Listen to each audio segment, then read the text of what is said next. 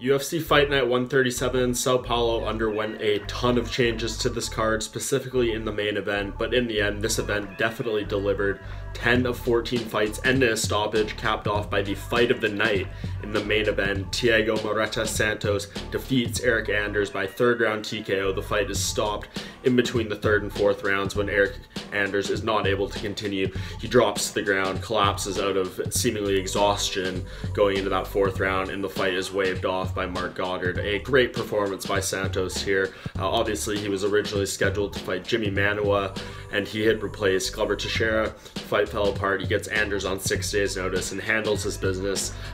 He comes out there looking very good and striking, very powerful as usual. It seemed like Anders was going to have a bit of a midi rally there, and Moreta was possibly fading, but he held strong, continued to pour on the offense, and then just those elbows toward the end of the third round finished Anders off. He was unable to keep going, and a huge light heavyweight debut for Moreta here.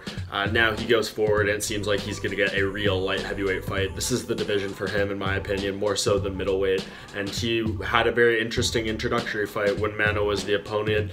Of course, he fell out, torn hamstring, but it seems like he will be ready to go again in maybe 8 to 12 weeks, something like that, and I think that would be a perfect fight for Santos. He mentioned December, he wants this fight, he called for it at the press conference, so I think that is the fight you make for Santos, coming off this huge win over Anders, a very impressive performance, fight of the night performance, and Santos could be a guy who makes noise at 205 going forward.